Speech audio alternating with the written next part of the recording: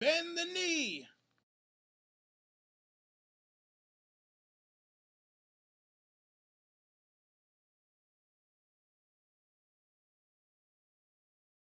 Okay, apparently the mic did not want to unmute. Valor Magolis, everybody, this is Don Willie back again for another edition of Ice and Fire Opinions. And as you can see over my shoulder here, staring at me very, very creepily, uh, Roose Bolton, the betrayer of the Northern Cause, the father of the Bolton bastard known as Ramsay Snow, and Lord of the Dreadfort, and currently in the books, the Warden of the North. Even though in the show he is dead, thank all the gods, he is dead. Oh man, and this one tonight was brought to you by my man Ricky Hunt, Hell Hydra. So see if we got anybody in the chat while I'm starting up. Apparently, Ricky is the only one here. No one wanted to hear about Roose today, I guess. I don't know. Oh man. Anyway, so let's get to talking about this crazy SOB. Because yeah, he is definitely crazy. And I'm not exactly sure why. Because when you think about it, he is a Northern Lord who, yeah, even though he's pledged to the Starks or whatever, he's basically got what he not necessarily got what he wanted out of life, but it's one of those things where he hasn't really had to struggle, you know, until the whole thing about the war with the Lannisters.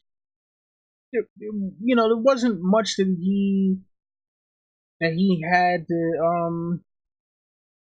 to worry about. He controlled his lands. He, was a bannerman of House Stark. Nobody messed with him. Nobody like you can't think of anything that he might have done that would make him want to betray the North. But I guess he was super ambitious. And shout out to when Deeble breaks down the door, and also Drunken Mumble, who has also entered the room. And yeah, apparently more people like Vargo Holt currently than Roose Bolton, but hopefully we get some more people in here. Tweeted out the link, so see what happens. Anyway, though, oh, sure, LT Giles, my man, my brother, just entered the room. And real quick, before I continue, I have to give rest in peace shout out to Roy Dotrice. It is going to be hard listening to the audio books with someone else's voice. Kind of break continuity a little bit for me. This is why, damn it, George, we need the books. Because if we would have had the books, we'd still have Roy Dotrice, and so yeah, rest in peace to Roy Dotrice. Even though some of your pronunciations, some of the names were kind of weird, and your female voices. Oh God, the voices for Melisandre, especially. Uh, yeah, but it's all good though. Shout out to Rast, who is also coming, and DJ. What's going on? We're getting people, kind of jumping into the chat. Anyway, so Roose Bolton. So we know that he is from one of the most ancient northern houses. And for those of you who do not know, House Bolton, before the kingdom started to become consolidated, they actually were kings. They were called the Red Kings of the Dreadfort, and oh, shout out to AU Pac Meal, and and it's one of those things where you know he Roose Bolton, him, with his ambitions, it's weird. Like, so for me, and for those of you out there who are waiting on all of the fact stuff, remember this is opinion based. These are all my opinions here about how I feel about the characters, and I throw facts in as well. But I remember, when I first got into Game of Thrones, and it was right before season 3, and it was one of those things where I forgot exactly what it was. It was something that I was watching on Sunday nights, and it was either The Walking Dead or Breaking Bad, and one of the two had went off and wasn't going to be back for a while, and I was like, I need something to watch. And I remembered years ago seeing the promotions for Game of Thrones and thinking to myself, well, this is just going to be HBO's version of Lord of the Rings. Don't need to watch it. And I remember like it was one Saturday. This must have been maybe a week to 2 weeks before season 3 was about to start.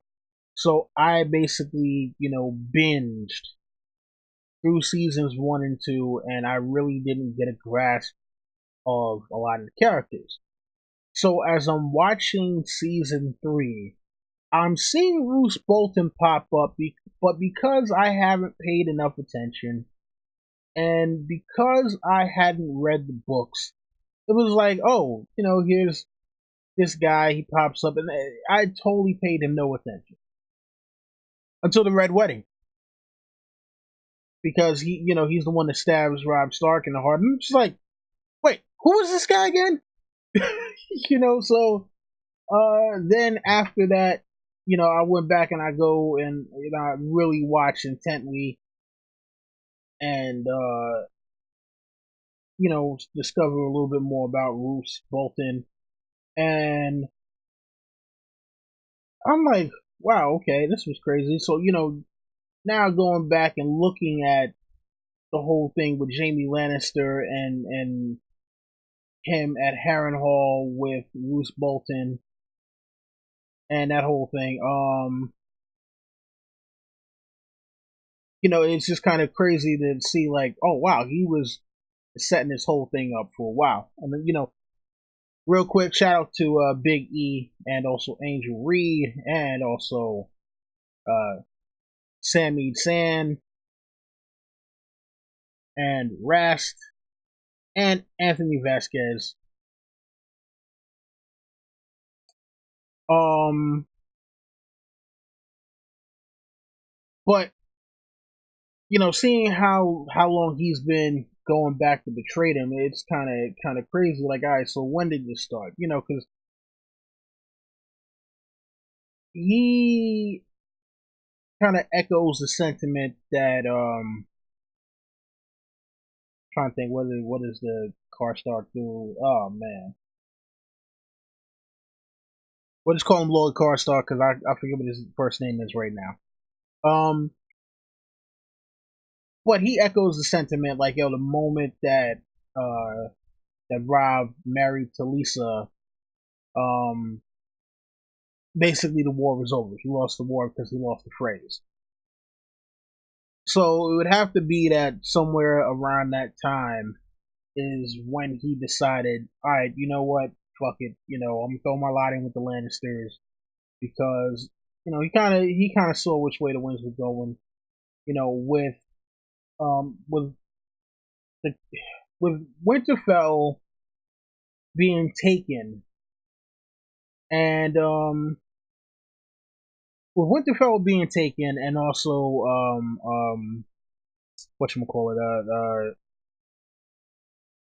basically the North being invaded by the Ironborn, is one of those things where okay, if you're someone who's under, you're a commander, but you're under someone who's supposedly above you. You're in the middle of a war, and you think, okay, things could go south. It's like, what do you do, right? So you see the stronghold of the North, the keep, the kingdom of the North, um, has been now taken by someone who was from the inside. He's just lost a very, very powerful ally, and now he's thinking to himself, okay, well, maybe he's been getting letters because remember, Tywin had been writing letters.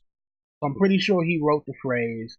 Maybe while Roose Bolton was garrisoned at Harrenhal, who he wrote to him like, "Yo, look, man, come over to our side. We'll make you warden of the North.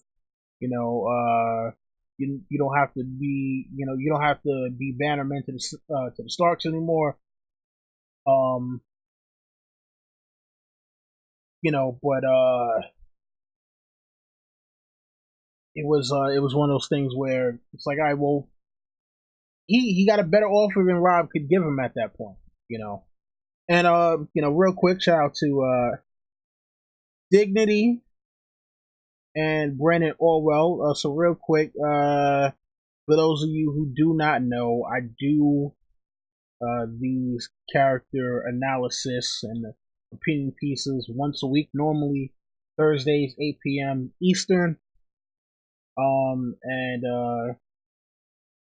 yeah, for people who are asking out there, like, who, because I'm seeing in the chat here a couple of people like, who was this Roy guy who died? It is the actor Roy Detrice, who also narrated the audiobooks. He narrated the main A Song of Ice and Fire series, books 1 through 5. And also, if you watch the TV show, well, obviously, I mean, for the most of you who are here, if you watch the TV show, he was the pyromancer in season 2. He was the guy who was giving Tyrion the wildfire. So when Tyrion goes down and he's like, oh, well, how many pitches of wildfire are there? And he opens up and there's the whole long corridor. That's him. And then also when they're at the Battle of Blackwater and there's the guy who gives Tyrion the torch, that guy is Roy Detrice, or he was Roy Detrice. And shout out to Jan Carizian, who just entered the building as well. Let's get back to Roose, because the Roose is loose. So,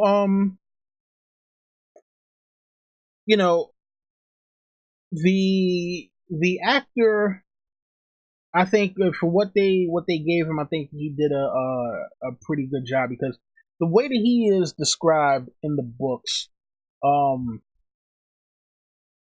way that he's described in the books, he's described as having pale gray eyes, and like I said, look, if you look over my shoulder here, I mean, okay, this guy's eyes aren't gray, or at least they don't look gray to me. They look kind of pale greenish, but like a lot of Northerners, his eyes are pale gray, and he is very soft spoken, like to the point where he talks and it's almost like a whisper, but he always has something very profound to say. And I don't even know if you guys can hear me because I'm trying to imitate the way that he's described as talking in the books. So he doesn't raise his voice. He doesn't do the whole arm flailing, anger, and all that. He leaves that for other people, but people know, like, yo, man, no, you do not fuck with Roose Bolton. They just know this. The reputation, and it's funny. It was like I don't exactly know what he did uh to earn the reputation. Like, yo, no, you don't fuck with Roose Bolton. Like Robb is kind of scared of him. Catelyn is kind of scared of him, and it's just like, oh, why is he scaring him? Hmm, no idea. I mean, like in the show, and this is one of the things I wish they would have done a little better in the show. I mean, and they tried to kind of do it, like when you see the Northerners, and all the people from like the different regions have their own way of kind of dressing, which is how you can tell where they're from, because like their armor or whatever looks different, as opposed to the sigil. But also the colors, the vibrancy of the colors, um, is there as well. So like the Boltons, they're like Roose Bolton wears like this how I'm trying to think, like what's the almost like a powdery pink uh colored cloak with like red blood droplets, and it's supposed to like kind of symbolize like a flayed man. And it's just one of those things where like it might have looked crazy. Like if you go on Google or whatever and just Google Roose Bolton, you can see like what people have photoshopped and made him like pink and burgundy. But I think it looks kind of ridiculous only because of the way that the stuff was designed. But I like only the only thing about him that I remember him like that's really like that pink is the cloak that he wears. Not necessarily like the armor and everything else. And shout out to Big E. Yeah, he just reminded me of one big thing about him. He's known as the Leech Lord, and that is very kind of creepy thing. So he talks about trying to get rid of bad blood all the time. So like the dude is constantly leeching himself. Um, and there's been theories that he was like some kind of vampire or something, that he's actually the Night King in the books, or Night King's son, or, all kinds of other crazy shit. And I'm like, I don't think Roose Bolton has anything supernatural about him whatsoever. He's a guy, he he's an asshole, for lack of a better word, but it's one of those things where, looking back on this character, I try to see it from both sides. And one thing that George has really done well with the books is when he gets into the head of a character that we don't necessarily like, for the most part, with the exception of probably Cersei. Cersei is probably the only character that is like, it doesn't matter what you do, whether you get inside her head or not. She's crazy. But for the most part, when we get into the head of these other characters and try to posit out their motivations, it's one of those things where we're like, okay, well, yeah, okay, I can see why they did this. I can see why uh they decided to go this particular route, why they've done this despicable deed. I don't think there's any way of justifying. I don't think there's any way of justifying any of the despicable deeds that Roose Bolton has done. And so we'll talk about a couple of the things that Roose Bolton has done that are absolutely despicable. I mean, we already know about the Red Wedding. We already know about that. In the show, he marries Sansa to Ramsay Bolton, and come on, he already knows what kind of person his son is. In the books, it is Jane Poole who is posing as Arya. He knows it's not Arya, and again, he knows what kind of person his son is. Now, another thing that he has done that is absolutely despicable in the book continuity, it was he raped Ramsay's mother, and I do believe he mentions it in the show.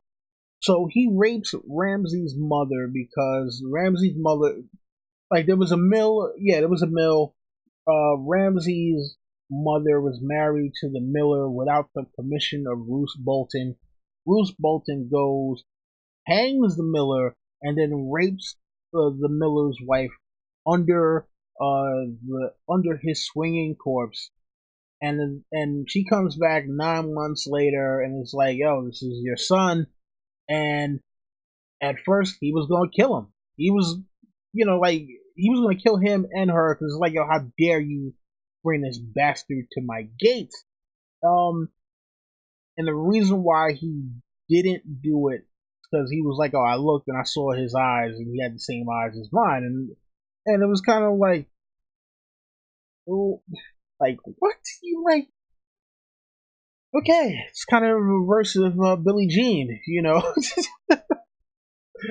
Oh god! Shout out to Marilyn Bentley and Bernie the Burnt, who also joined us. Um, and so he talks about that, and he kind of, in the show in the show he was like, "Yeah, don't make me like regret the day I raped your mother," or something like that. I'm just like, what? Like, what kind of just absolutely despicable asshole do you have to be? Shout out to Leslie Powell. Um,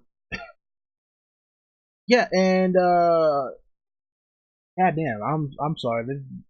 Like, you know, have you ever had those moments where sometimes it's like, you verbalize something and then uh it hits you like what the actual thing was, what the actual event is, and it just, it stops you for a second. I'm just like, holy shit! Like, wow. He actually said to Ramsay, "Don't make me regret the day I raped your mother."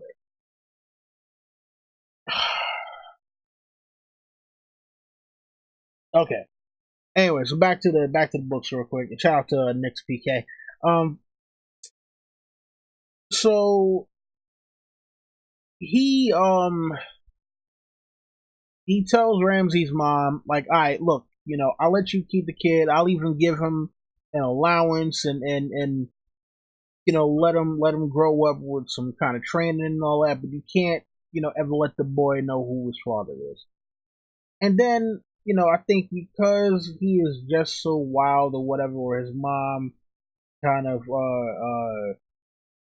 gave into some of these impulses of his, she actually brings him back to the castle later on and is like, "Yo, man, take your son, take your boy, raise him."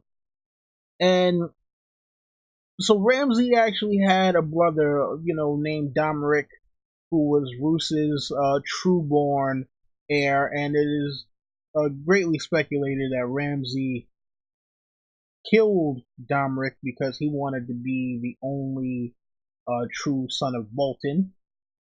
And he Roose kind of is, like, he seems like he is aware of this. He's kind of like, "Yeah, well, look, survival of the fittest. If I have a son by Fat Walder, he'll probably kill him too. It is what it is. Big bank taint little bank." And he seems very unfazed by this. He's like, "Yeah, it is what it is. Gotta happen. Motherfuckers gotta die sometimes."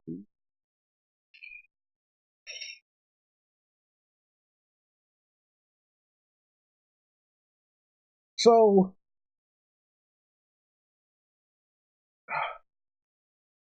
pardon me 1 second. I had this fan on, and I was getting kind of cold in here. So anyway, he's constantly it seems like he's just constantly trying to find ways to intimidate people.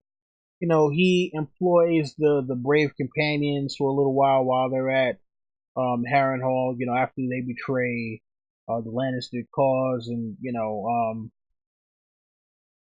and then after that he betrays the Starks. And then it's funny though because he's the guy who left Vargo Hope to his fate. It was kind of like, all right, well, look, I got some other shit to do. You hold down Harrenhal. If we come back for it, we come back for it. If not, you get to keep the castle.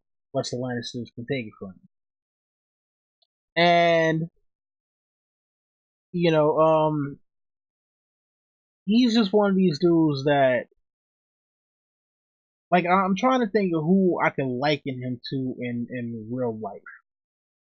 And I don't know of any historic because a lot of these characters are based off of like actual like people. They're amalgams of historical figures. And I don't know of anyone in particular who Roose Bolton might be based off of. If anyone else might happen to know, feel free to put it in the chat. And of course, as always, I will shout you out and let people know where I got the info from. But he died in the show kind of ridiculously. Because like I understand they wanted to make Ramsay the big bad for season 6 or whatever, right? And so they kind of like Roose Bolton is never seen doing anything too crazy. Like the actor, like I said, the actor did a great job with just like the stuff that they gave him. He made it in a way where it was like, all right, well, cool. They don't have me doing a bunch of crazy physical stuff, but while I am on screen, for the lines they give me, I'm gonna make you think, you know, how like how is he uh putting all this together in his mind? How he plans on doing stuff? You know, could he be the guy? I mean, because like think about it like this, right? Like for those of you who watched Star Wars, right? Now I know a lot of people have issues with the prequels, but one issue no one ever takes with the prequels is the guy who became the Emperor, Palpatine, right? And the way that Palpatine was is like he was such this kind of meek character. You know, he was slick, but he was still charming. Now Roose doesn't do the charming thing, but he seems like one of those dudes that if things were to go down, like you see what like kind of the reveal that the Emperor is super nice in swordplay, right? So I could see Roose being one of those guys where it's like, yeah, he doesn't do big, over the top displays. But if something were to go down, like we saw what happened with the Red Wedding, he would be the dude who just had the blade and and that's why when he got killed by Ramsay like that, I was just like, all right, that was a little cheap. Like I understand why they did it, but it was still real cheap to me. In the books, he is still alive, currently awaiting Stannis Baratheon to come. And there's a crisis at Winterfell because there's people that have been killed, and the like there's a few Freys that have been killed. They're blaming the Mandalese. and now the Manderleys and Freys are at it, but they've been sent outside, and many people are speculating that Ramsay is going to kill Roose in the books as well, and I wouldn't doubt it.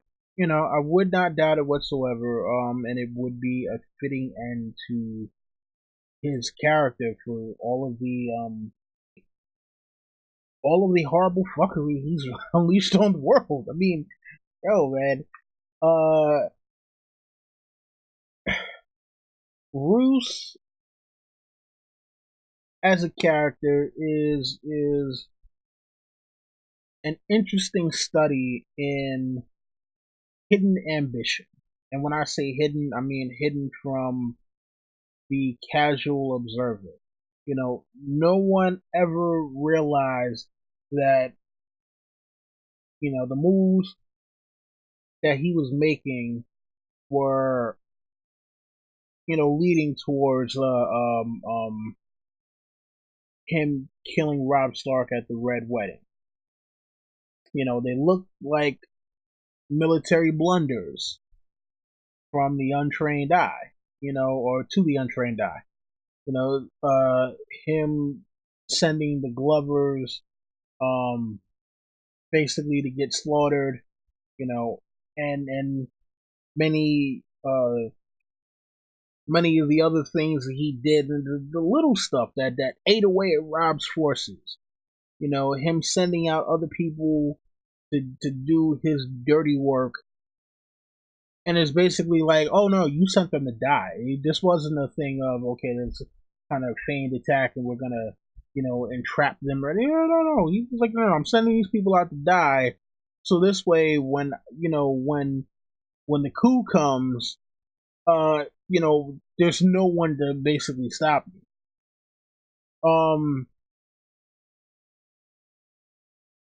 And so it's like, look, he is a good player in the game, but not enough. Um, not enough to really see the bigger picture. Though, he's not necessarily a pawn, but he's definitely not a king. I mean, think about it, right?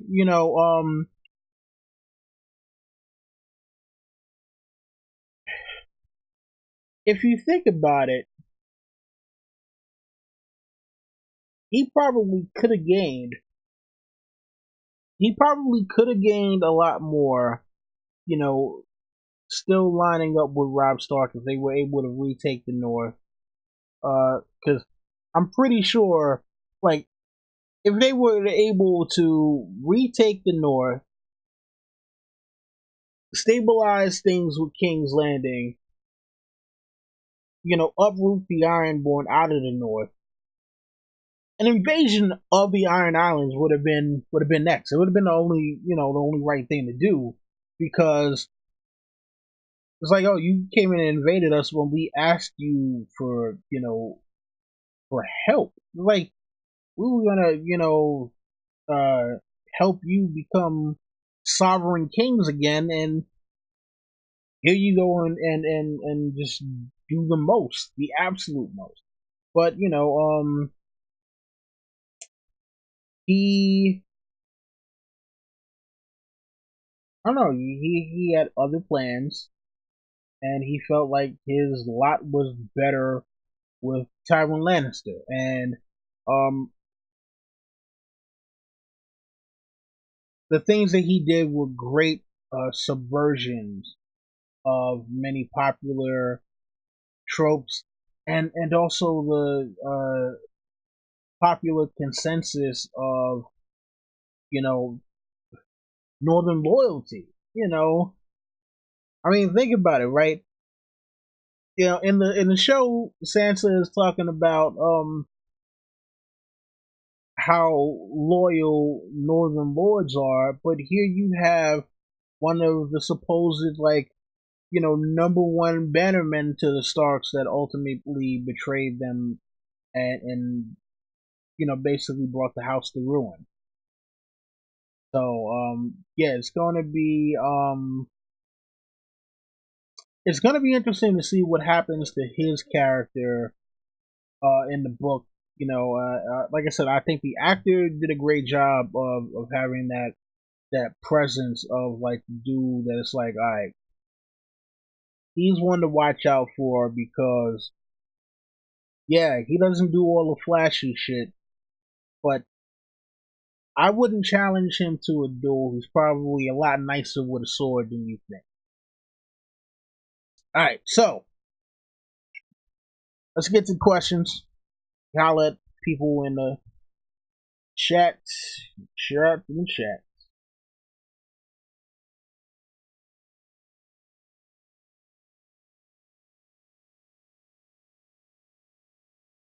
Of course, gotta this little thing over here.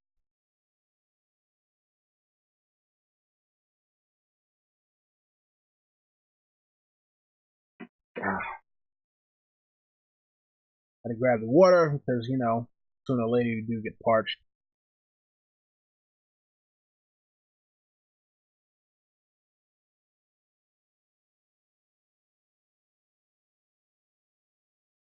So go ahead, throw your questions at me.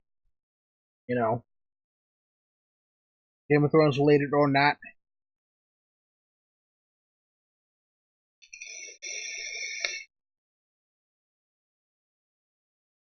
While I'm waiting, I need to find more dragon tears, man. I haven't had dragon tears in a while.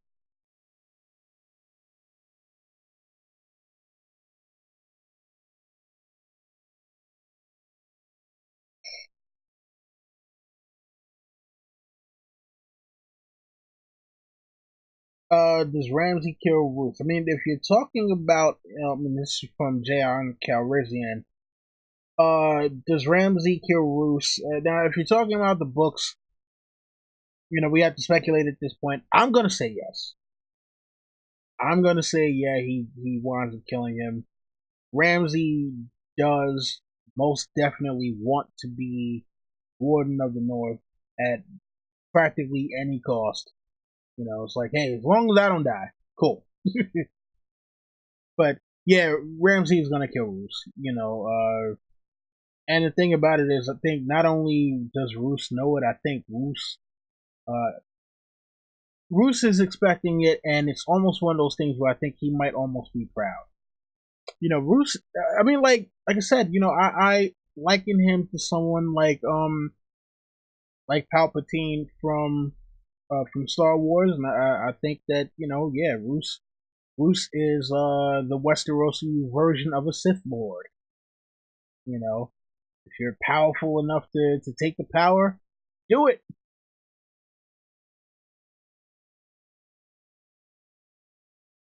All right. So from Drunken Mumble, do you think Roose is a skin changer? That's about the only thing I can see supernaturally hopping from one body to the next. I'll be honest with you now, man. I doubt it. I mean, like, see, here's the thing. Like in the past, thousand or so years, it seems as though magic in Westeros is fleeting, and people stop even believing in magic in Westeros. With the exception of people that they call sorcerers or sorceresses, or however you say, right? Um, so the only people who are even known to have any sort of even possible magical properties before we see the likes of like Melisandre and Daenerys with the dragons. The only person, and this is even going back to the Tales of Duncan Egg, the only person that we know of that people think had some sort of magic powers was Bloodraven. Um, so before we get this current generation of Stark children who are all wargs, it's like, magic isn't a thing anymore. Nobody believes in it. The Maesters, if you are an acolyte trying to be a Maester, they make you sit in a dark room with a glass candle and try to stare at it until it lights up. And when it doesn't light up the next morning, they're like, "See, we told you magic doesn't work." So no, I doubt it. You know. Shout out to Kat who just came in the room.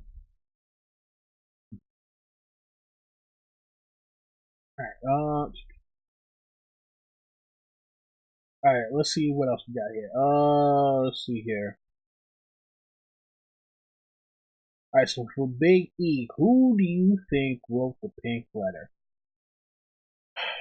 Man, yo, listen. This is one of those questions that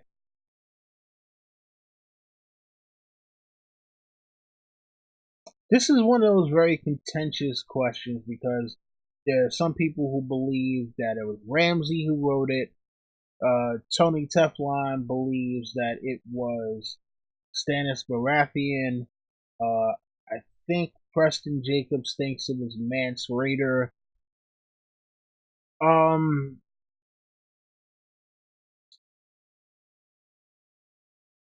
there was one point where I believed it was Melisandre who wrote it, and it was basically because I'm trying to remember what like I had a reasoning behind it, and then I was like, maybe not. Well, was it something? Yeah, yeah, it was Melisandre that I was thinking wrote it, and it was specifically to get John to leave the wall or whatever. Um, I forget why. I mean, I thought that at one point, but I stopped thinking that. So, um, you know what? I might have to go with Preston's idea on this one and say that it was Mance Raider, because of the things that he points out, like such as the fact that only people who are closely related to Mance Raider are actually named, and everyone else is referred to as an alias, which could have been some kind of clue, but I'd love to hear what everyone else thinks about that one. All right, so from Brandon Orwell, how long have the Boltons been aligned with the Starks? Uh, couple of thousand years, and we're talking about like since probably around the time of the Andal invasion. Because there were revolts, and it's funny though because so you had revolts by the Boltons, but then also like because one famous revolt that they talk about in the World of Ice and Fire is House Stark cadet branch that was wiped out by the Starks, called House Grey Stark, and they controlled the Wolf's Wood or the Wolf's Den, one of those two. Before the Mandalorians got it. Um, and the Boltons actually revolted with they stood as bannermen to House Grey Stark in that particular instance. The Grey Starks got wiped off the map, but not the Boltons. And again, this is, I believe pre-Andal invasion. So we're talking a couple thousand years. Because as far as I remember, I think the Andals have been in Westeros for probably about the past 2,000 or so years. So, a couple thousand years. And still, you know, fuckery never dies. Alright, so when Debo breaks down the door, asks, what do you think of Jamie's fever dream in the Storm of Swords? I can't remember his fever dream. Now, if you're talking about the one where no, it can't be the one where he has two hands, is it? If you're talking about the one where he has two hands, and I think like he sees his mom or something like that, or no, well, no, he doesn't have two hands. He's like most of the time when he dreams he has two hands, but he only has one hand this time, and he supposedly sees his mom, and talking about you never really knew your dad or something like that. I think that's what you're talking about. Um, I don't know. I've heard many people speculate that they think that Joanna's still alive. I doubt it, because that was such a point of contention for Tywin. And it's like, how would you orchestrate Joanna just not being around for that long? Like, how would you orchestrate her death? Because Tywin was at Casterly Rock when Tyrion was born. I could see it being a thing if like if Tywin, Jaime, and Cersei were all not at Casterly Rock when Tyrion was born, but they were all there. So I just have a hard time believing the whole Joanna is still alive thing. Um,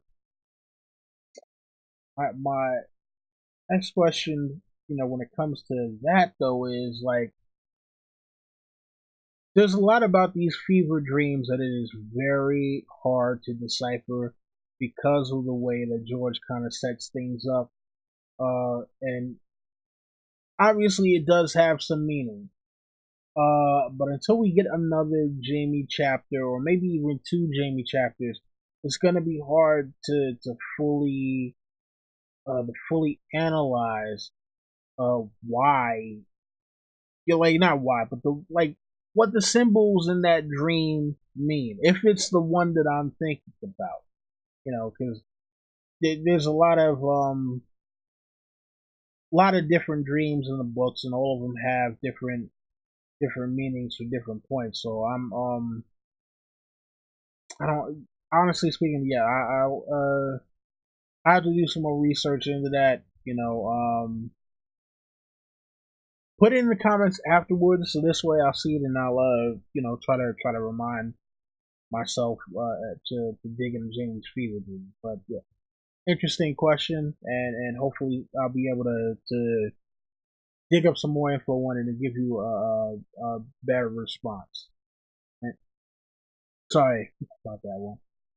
All right. So for Marilyn Bentley, there is much detail in the books about how pale Roose's eyes are, like an enormous amount. What are your thoughts on what George R. R. Martin might be talking about the color of his eyes and low voice? I mean, well, for one, so the crazy thing, um, so the crazy thing about that is, I'm wondering if, I'm wondering if he could possibly be Stark related, because we do know about the Starks having gray eyes, right? Um, now mind you, the whole him being kind of like I guess a pale gray. I mean, like I remember reading like when I read the whole thing about the gray eyes in the books, I had to go look and see like what do gray eyes actually look like in real life. And it's funny because like gray doesn't look super gray. It almost looks bluish or greenish sometimes. So I don't know if there's any particular significance. I mean, it might be some sort of recessive trait that drives him crazy or something like that. Maybe that's why he's so psychotic. I honestly don't have a great answer for that. I mean, but again, even with the way the low voice, I think the low voice thing is just more of it's something to be a little off-putting, because if you think about it, right, some of the greatest villains in like movies don't do all of the crazy yelling. You know, they speak very slow and calmly, and it's just kind of matter of factly. It's a thing where it's like, oh, so you just thought that was a good idea. You thought it was a good idea for you to disobey my orders.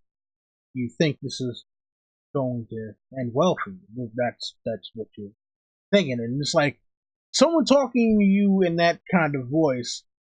Like yeah, the whole raising your voice and yelling and all that. Yes, that shit can be scary, but I mean, sometimes people who do all of the blustering and all that, it's just for show.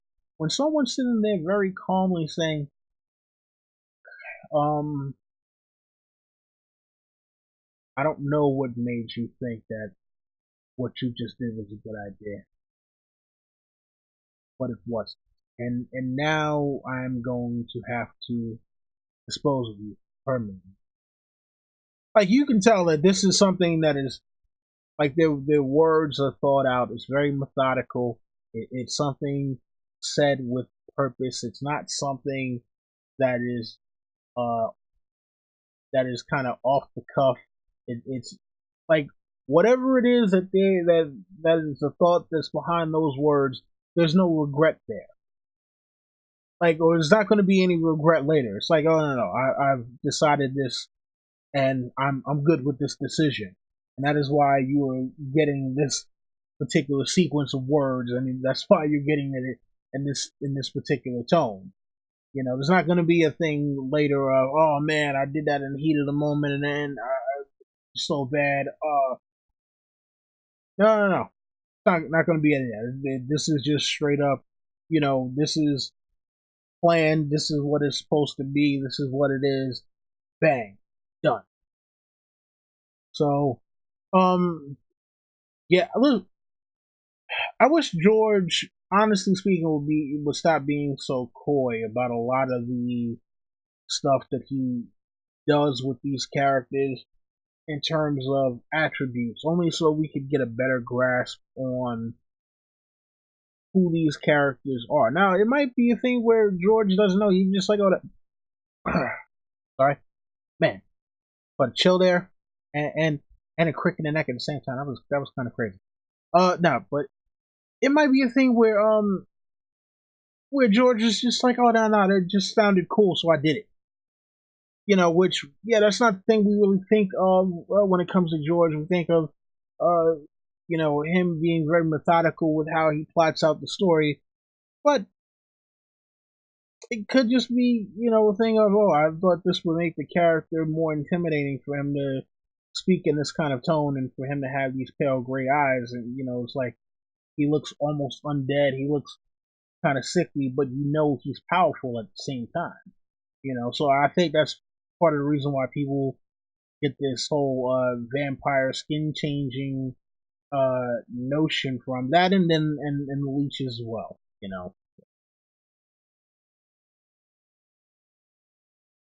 And speaking of the leeches, Ricky Hunt asked, "Is it possible Roose has some blood disorder? Is that why he leeches?" Um,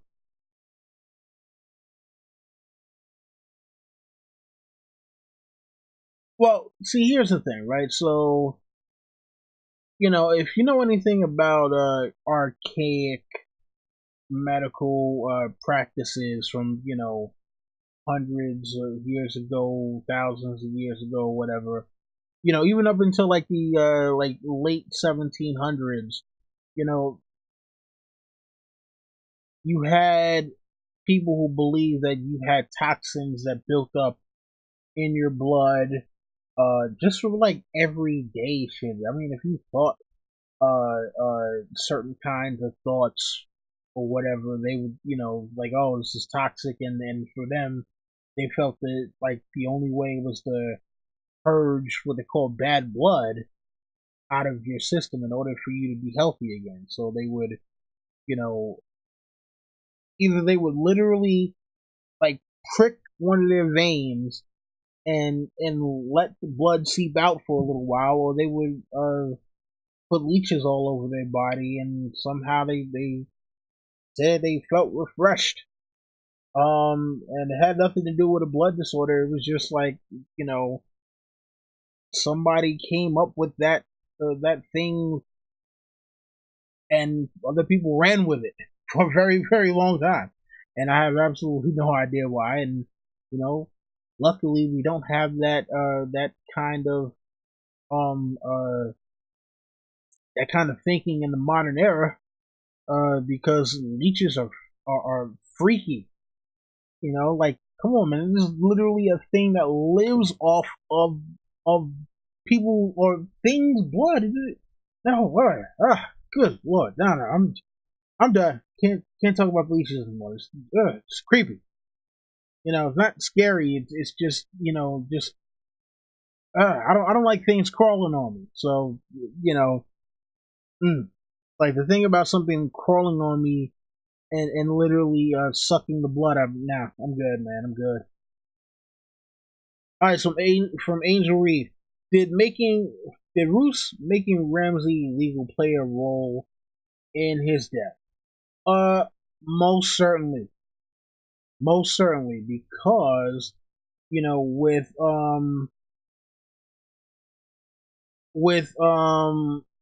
him, like he wanted to be legal, right? He wanted to be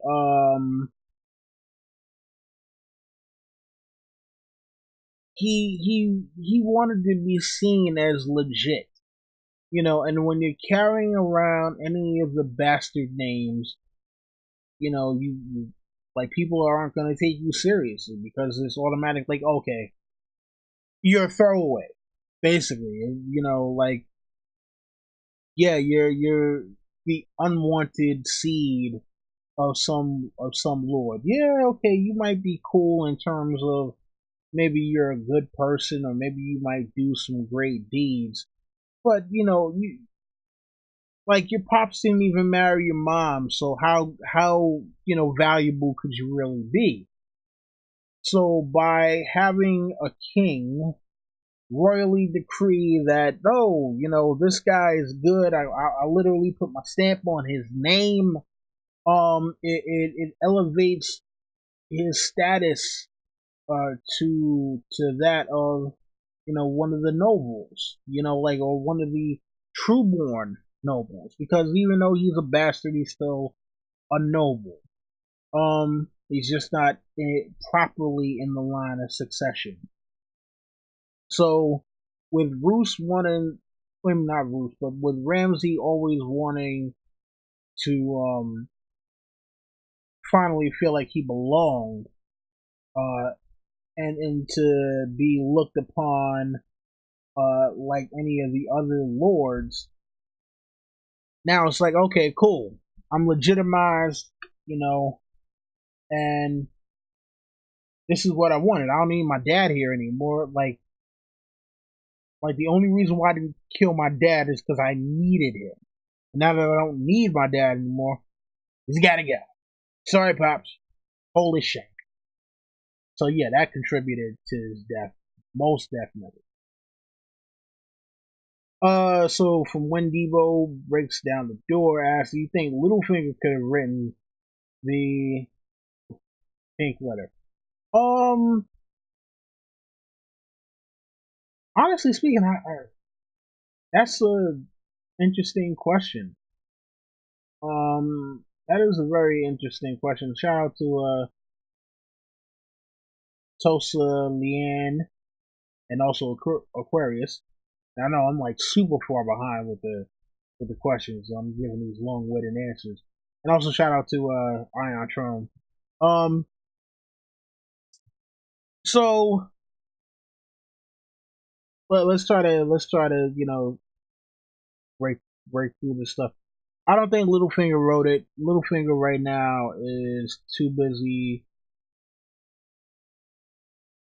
trying to take over the Vale, and Jon Snow, as far as he knows, isn't the key to anything. So it's like, why, write a letter to Jon Snow? They like, nah, like, Jon Snow in Littlefinger's eyes isn't important enough. So there's no reason for him to write that letter. Now, mind you, yes, we know Littlefinger has spies all over the place, but again, Jon Snow isn't important enough in the books at this time. I don't think I don't think he's important enough in Littlefinger's eyes for Littlefinger to try to manipulate any situation having to do with the wall at all. But it is an interesting thought. Okay, let's see here. All right, so next up from Ricky Hunt. Was Mance captured by the Boltons? All the Spearwives went down and they knew he was with them unless he escaped. I don't see him avoiding capture. See, here's the thing. We don't know what Mance knows about Winterfell because, yeah, there are a bunch of secret passages, etc., etc. But, since we don't know what he does or doesn't know about how to get around Winterfell, um,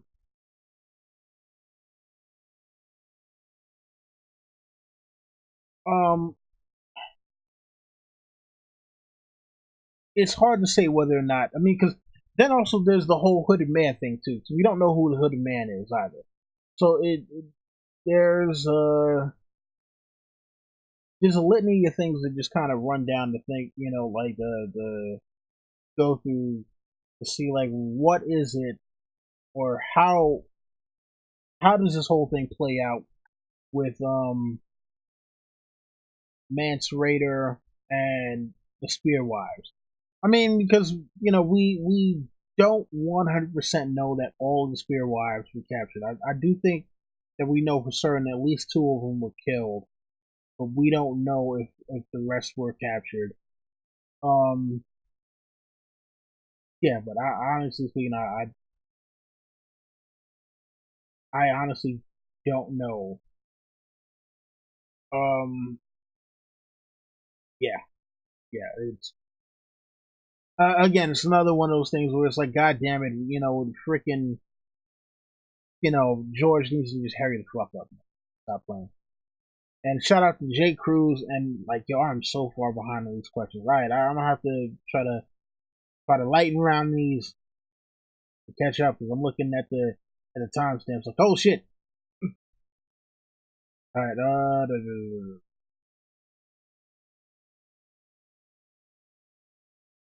Okay. For Marilyn Bentley, do you think George lost trying to complete the books? I sometimes worry he's created such a massive wall for himself he doesn't know how to off, pay it all off. It is very possible that he has.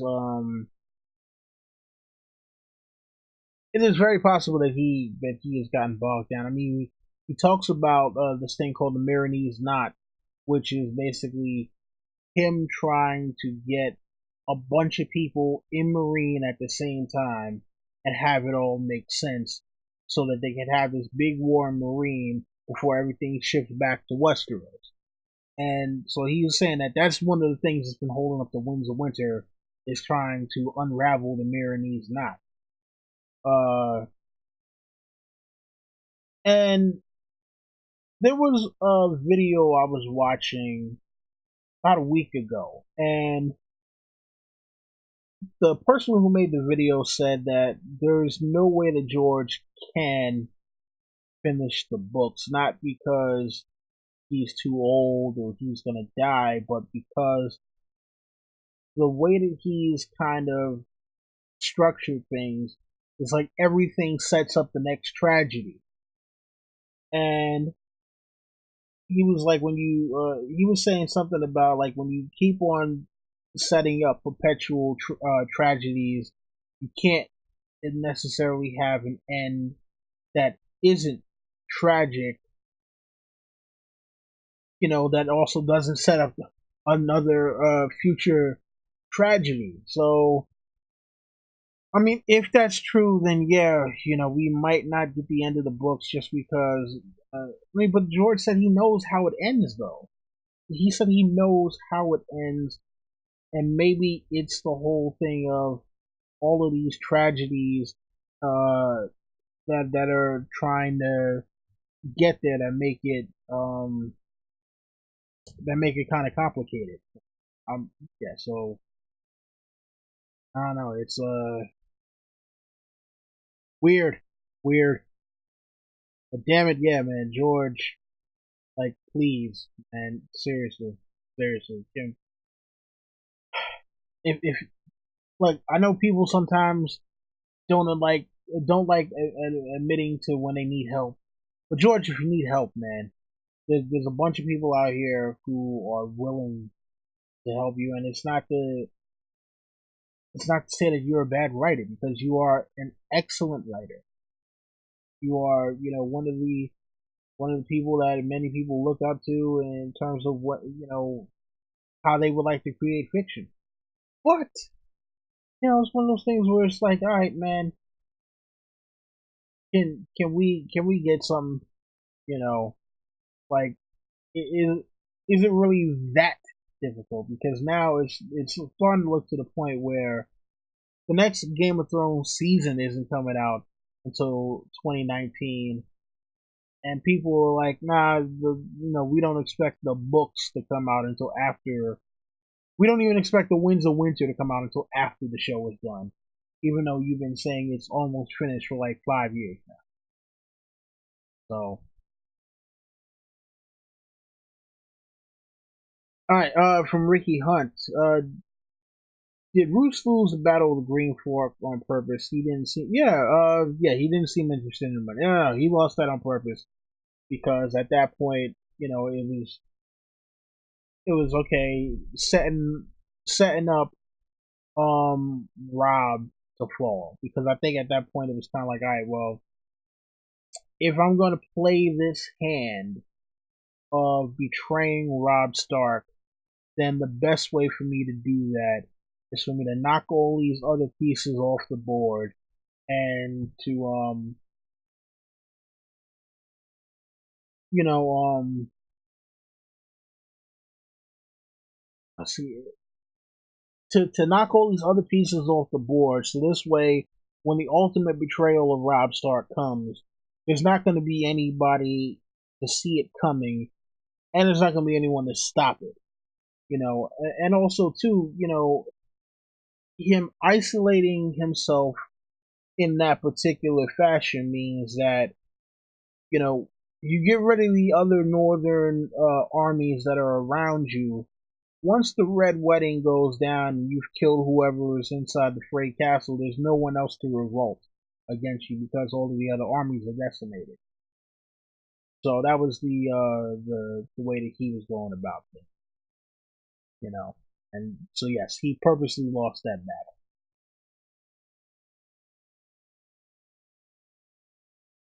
All right, so next up from Ricky Hunt, do you see Roose as the northern version of Tywin? No, because Tywin Tywin wasn't the dude who necessarily raised his voice. Like he might not have been the dude out there yelling at people, but people knew not to mess with him because of the fact that he was the guy that's like, look, if you play with me, I'm killing everybody. Everybody dies. You know, uh, like for those of you, again, and here's the reason why, like, if you guys are into Game of Thrones, the series, you should, check out the books. Even if you don't want it, and let's put it like this. Even if you don't want to check out the main book series, I would suggest at least picking up The World of Ice and Fire because there are things that you hear about in the show, little throwaway lines about characters that are very big events in the characters' lives and show you why they do certain things. So, like for example, the Reigns of Castamere, right? The reason why you had that look on Catelyn's face when that song started playing is because for the people of Westeros who know what the story is behind that, Tywin wiped out an entire family because they refused to pay money back to his family. And then also there was the fact that they kidnapped a couple of Lannister men and killed them. And so yeah, it's you know It's one of those things where like Roose doesn't have that much of a reputation to what like Roose wouldn't be able to just write a letter to somebody and say, "Hey, look, join my side," or else I'm sending a fiddler to your door to play the Reigns of Castamere, and people would be like, "Oh, okay, yeah, I'm gonna do what this man says." Tywin has that power. Tywin has that power. Roose is not. So now I can't consider him to be the northern version of Tywin. All right, so next up from when Devo breaks down the door on the show, Sansa accuses Littlefinger for killing Lysa, which he did, but she vouched for him with Jan voice. Yeah, come on, bro, she's just as guilty. Yeah, I mean, she is. I mean, and it's funny because yeah, I think Ricky answered the question right under that. He's like, logic is gone in the show. Look, that whole thing. Mind you, I had said, like if Littlefinger died without him being exposed, that I would give that episode a one. Now Littlefinger got exposed. You see no more Baelish banner in the background for the time being. I might bring it back, but the thing about that was that yeah, he didn't have any kind of fair trial. And yeah, I think that for one, Book Littlefinger had an alibi. He had, somebody that he already blamed for Liza's death. Two, um, yeah, there's no way Book Littlefinger would have stayed after Bran told him chaos is a ladder. Once Bran said that, Book Littlefinger would have been like, "Yo, I'm done." He wouldn't have even given no. He would have given some crazy bogus explanation about how he needs to shore up the defenses of the Vale in case the army of the dead gets past the neck or something like that. That's what Book Littlefinger would have done. So show Littlefinger, they just like, all right, well, we need to kill him off, and here's an easy way to do it. We'll have him being accused in front of all these lords. He doesn't ask for a fair trial or anything like that. It's just like, oh well, yeah, we believe that you did all this fuck shit, so yeah, cool, kill him. So yeah, the fact that Sansa doesn't get the fact that Sansa doesn't get um you know doesn't get thrown under the bus by Jan Royce. Like, yo, wait up, hold up, you vouched for this dude, he lied, and you covered up for him. Like, that's something Sansa's gonna have to deal with in the books. Like, mark my words, Sansa is going to have to deal with that in the books. That's not going to be something where it's just like, oh well, yeah, Roose pushed. I mean, uh, Peter pushed Lies out the moon door, and we blamed it on Marillion. Like, no, you were a co-conspirator in this. Like, okay, how do you explain, that you went along with the plan to blame Marillion for that? So, that's not over in the books yet.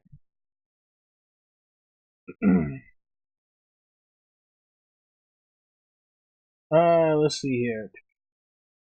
All right, how far behind am I? I don't think I'm too far behind. Let's see here.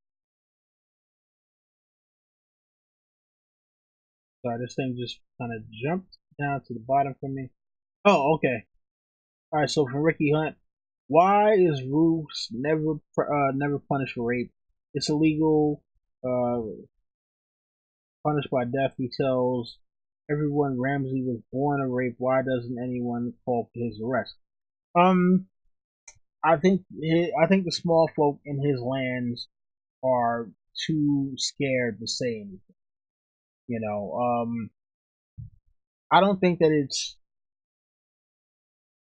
pardon me.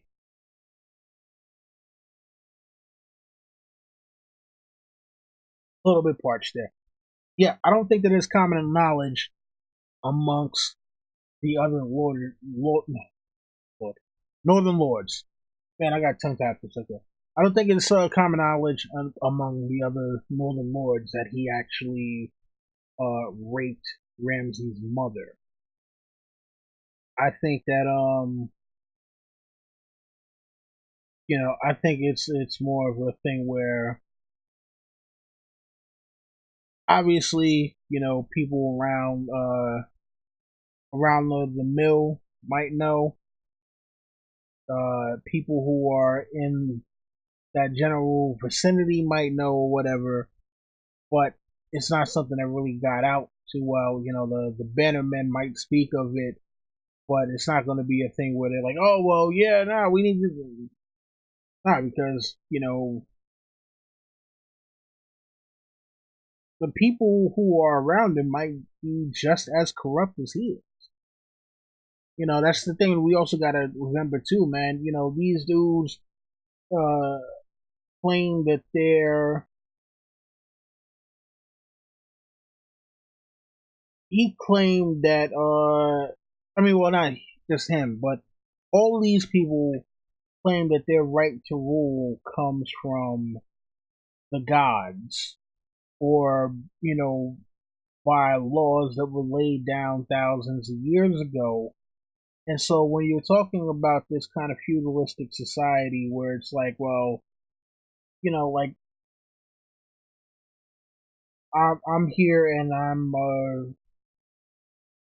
am not to be questioned. My authority is not to be questioned just because. And this is something that the system that people have lived with for thousands of years. It's just a thing where, okay, yeah, you can say that the dude raped you, but who are you going to get this message out to get this man arrested? How are we going to have this handled? So it's not making an excuse, but it's just saying that because of the way that society's gears have been turning, that it just might make it too difficult to actually get justice for those kinds of actions, because how would you get a raven to the Starks? I mean, you're talking about people who might not even be able to read or write.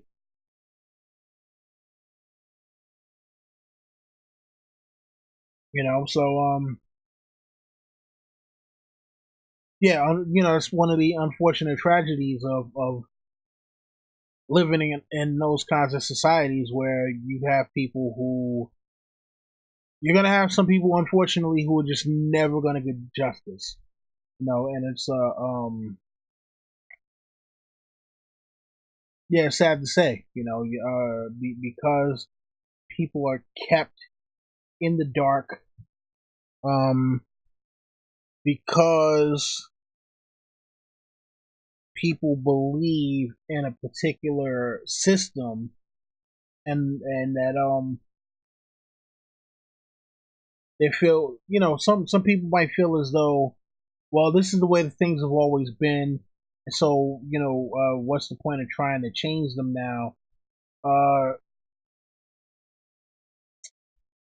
yeah, again, like, where in our modern society, even the most powerful person can be held to account. I mean, look at the case of Harvey Weinstein as of late, right?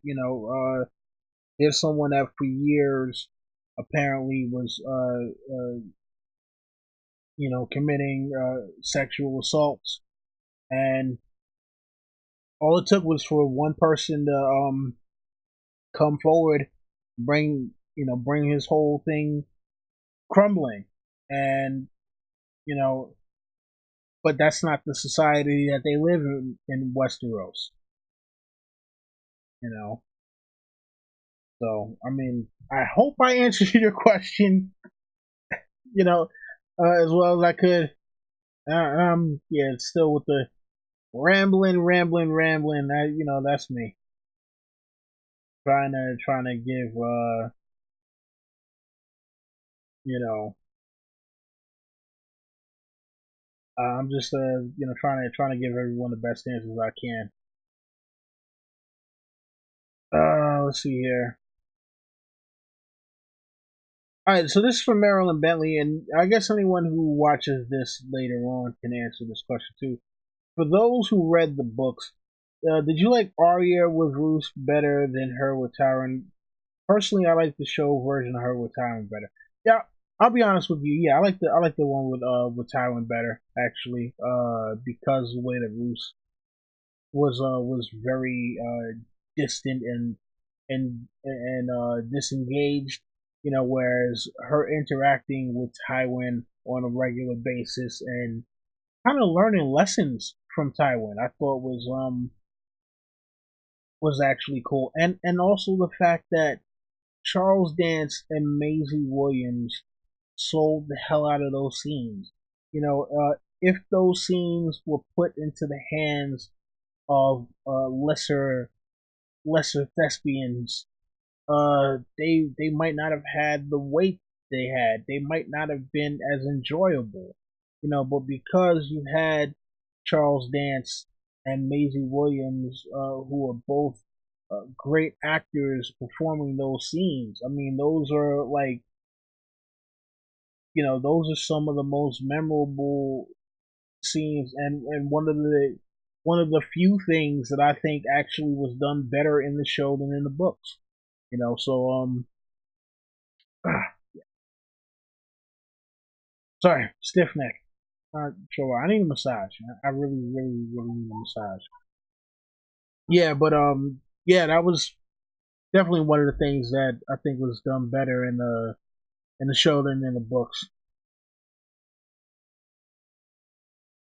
All right, so from Ricky Hunt, let's see. Someone else brought this up earlier in the chat. Why did Roose tell Robert to kill Barristan after the tried and Barry is loved by everyone, and he had to know it was a bad idea? I mean, well, no, he told him to kill him basically because there was he told him to kill him, pretty much because when you're at war, you know, it's not one of those things where he, like, he just got finished fighting for Rhaegar, right? People loved Rhaegar. Yes, people loved Barristan Selmy, but it's one of those things where, like, you fought for the guy that we just overthrew. The guy who everyone labeled as the Mad King. Uh, you know, what if he still has Targaryen sympathy? What if he goes over and looks for Viserys and tries to bring him back and install him on the throne? All of the what ifs of the situation. And so yes, we might all love Barristan Selmy as a character, but as a practical measure, the dude was your enemy. It's either you send him to the wall or you kill him. As a practical measure, not as a moral measure. You know, so yeah, morally to just kill him out of hand, definitely wrong. But if you're talking about practicality in terms of like, all right, well, we need to do this because he could pose a threat later, then yeah, then definitely Roose had the right in terms of strategics are concerned. I'm not even sure if strategics is a word, but you know what I mean. All right.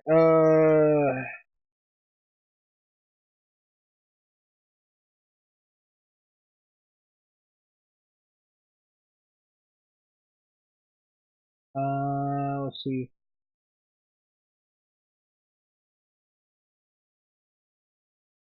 I know, of course, I'm still behind because I'm always behind with this shit for some reason, right? All right, so from Sam Eat Sam, uh, what do you think was what do you think was the book was burned at? I don't know what was the oh what the book that he burned at Harren Hall. Um, hmm, it might have been. You know what? It might have been some kind of something about lineages, and because there's a lot of people who talk about who was like the rightful lords to Harren Hall, especially because it was the Wentz, I believe, who last held it. The Lady Went is gone, so it might have been the thing that proves like someone else is supposed to have Harren Hall. Um, and there was a young lady who was making videos. I don't think she makes them anymore, or at least she hasn't in a while. I think it was Brittany D. I don't remember exactly, but she touched on the whole thing with like the Wentz possibly being descendants of like an extinct house called the Lostons because of them sharing the sigil with the bat and all that. So yeah, whatever. No, not Brittany D. Lady Diligence. I don't know why I called her Brittany D. Lady Diligence. Yeah, she made a video a while ago. Guys, look that up. Yeah, it was about the possible connection between House Lost and the House Went. Um, so it might have been the thing about who might have the rightful rule of Harren Hall. You know, not 100% sure though.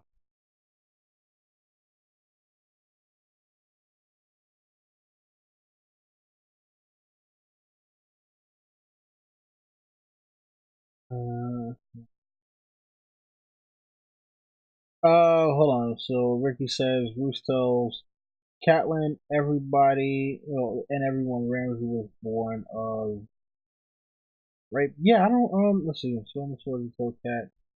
Ramsay was born of rape with blood was painted, was around him, waiting at the table. I don't listen. Honestly speaking, man, yeah, it's hard to know. Um,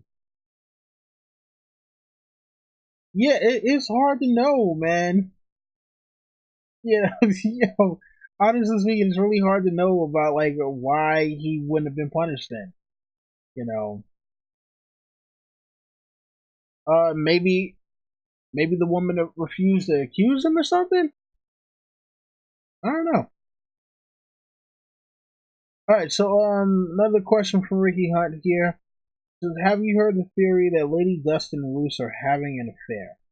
I have not heard that theory. I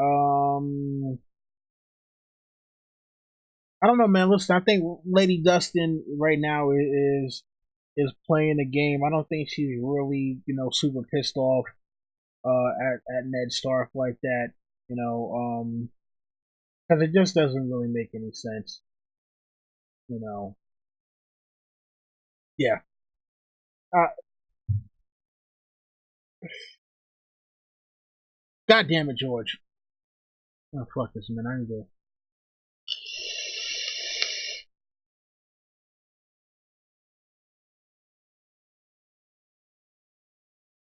God damn it, George. Oh man, no, I don't think those two are having an affair though. I doubt it. All right, so from Alejandra 777555. I need the rest of the digits so I can actually call you though. But anyway, why is Euron so bad? He is amazing in the books. He is terribly written in the show. Um, I'll be honest with you. I liked the way he was written in the show because I knew that he was way. I was like, look, this is show Euron. This is not book Euron. He was a troll. I loved him trolling the shit out of Jamie. That was absolutely hilarious. You know, with the whole finger in the bum and all that shit. That was, oh my god. I'm like, you know what? If you're not gonna give us Book Euron, give us something fun. They gave us something really fun with Euron in the show. He was wild. He was crazy. He had the axe. He came down on the damn I forgot what the hell they call it that attaches to the ship or whatever. I was like, you know what? Yeah, cool. He was a little Pirates of the Caribbean for me, but I'm like, yo, man, I was cool with it. I can't complain, man. Like, yeah, he wasn't Book Euron. Book Euron is an absolute super beast that is not to be trifled with whatsoever. But I'm like, look, I would rather them say we're going in a totally different direction with Euron and just making him Westeros's biggest troll rather than have them do a scaled back version of Book Euron. You know, because when we got introduced to Euron, he was a scaled back version of Book Euron, and I think they realized like now we can't really do the character justice if we start stripping away his story. And so when season 7 came around, they're like, "Yo, we're just gonna make him totally different. We're 100% different." And I like the fact that that they gave him that. It's like, yeah, I can enjoy show Euron because he's not a cheap imitation of Book Euron. You know, as opposed to like Tyrion is now a cheap imitation of Tyrion. And so the character that I loved for like the first 5 seasons is nowhere to be found anymore. You know, whereas like Euron, he got introduced last season. Okay, yeah, he was knockoff Euron. Oops, speaking of knocking off, up there messing up my damn camera. Um, yeah, he was knockoff Euron last time around, but now it's like no, he's not knocked off Euron. Now this is Pepsi versus Coke now. You know, book Euron as Coke and show Euron as Pepsi. It's not even yeah, it kind of looks the same, kind of tastes the same, but you know it's not the same. You know it. Like look at the labels and all that. So yeah, man, I like Show Euron only because Show Euron is an absolute he's just absolute beast. I love him. Oh man, all right. Sorry if that disappoints you, but yeah, I mean like Show Euron is like I said. I like to look. I made a video where I was kind of making fun of the people who love the show and feel like the show has no faults and like D&D have done nothing wrong. And I actually, I mean, if you go on my Twitter timeline, you can find it. It's there. It's kind of a hidden video or whatever. Go on my Twitter timeline and find that video. Have a laugh because it's perfect the way that it's done with uh Euron being D&D, Jamie being the show thoughts, and Cersei being Game of Thrones. It's yeah. Trust me, you'll have a laugh at it, and I think you'll appreciate Show Euron even more after that. All right, so when Diva breaks down the door, asks why does D&D dislike Stannis? I mean, George R. R. Martin seems to have these big plans for this character, but in the show, they set him up and set him apart and fell flat. Yes, I'll be honest with you, man. Like, and I know I've been talking about this for like the past couple of months, ever since I think even since before the season ended, I was gonna do like a part 2 to the case against Dan and Dave. But I don't know, YouTube keeps on demonetizing my damn videos, and it's really kind of discouraging me from making videos sometimes. But one of the things I wanted to talk about character assassination. And at first, I was only going to talk about the character assassinations that they did in season 7. But I was like, no, because you have to talk about how they 100% butchered Stannis Baratheon. Uh, you know, Stannis in the show, like we hear about the Shaggy Dog story, right? And so that's why there were a lot of people who weren't surprised at Shaggy Dog being killed, and also Theon. I mean, Rickon. I don't know why the hell said Theon, but Rickon just being killed and having nothing to do, because the whole deal with the Shaggy Dog story is it's a story that goes nowhere. And unfortunately, that's what they gave Stannis. Stannis' story literally amounted to nothing. They rushed towards the end of his story. But I mean, like, it's literally he burns his daughter, and then like a couple of scenes later, it's a wrap for him. It's like, oh, okay, well, his food supplies got burned. He sends Davos away, burns Shireen. His wife dies.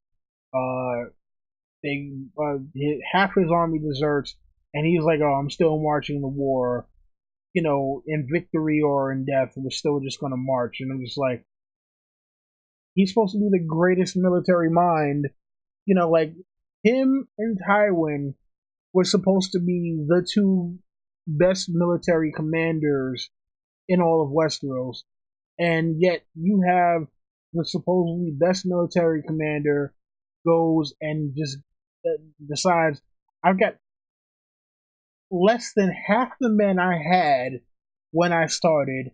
I know that the Boltons by themselves, I believe, already had more men than him. And then he knows that the Umbers and the Karstarks have allied themselves, or at least at that point, I believe it might have just been the Karstarks. But he knew that the numbers were against him. These guys are all cavalried up. He has absolutely no cavalry. And you tell me he just marches on foot into the middle of a wide open field and allows himself to be slaughtered. I'm like, you what? You can't say that someone who's supposed to be the most brilliant military commander living in Westeros does something that stupid.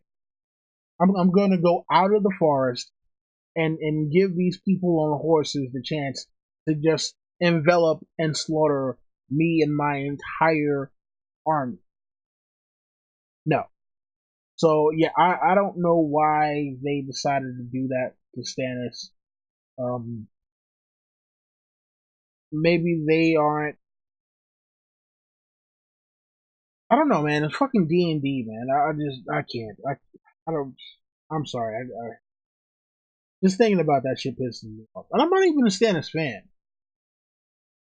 So if I'm not a Stannis fan and I'm sitting there having issues with this, I can imagine for people like Tony Teflon, my man James Michelle, who actually are Stannis fans, or anyone else who might actually really be Stannis fans, who looked in that and is just like, yo, you just totally fucking ruined one of the great characters of this story. So nah, man, I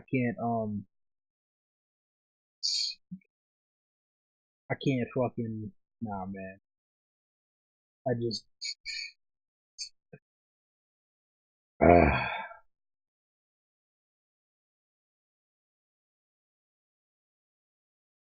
mm-mm. I can't.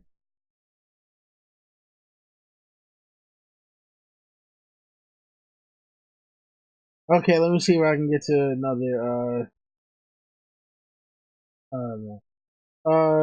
Let's see. Ricky Hunt says the worst butchery is Loras Tyrell. Yeah, Laura. I mean, yo, House Tyrell. By the end, they was just like, yo, fuck House Tyrell altogether. Like, yo, man, done.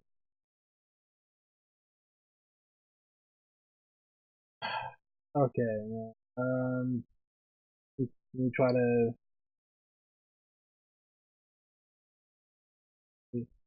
Angel Reed is asking if I plan on doing one of these for Arya and Sansa. Yeah, of course.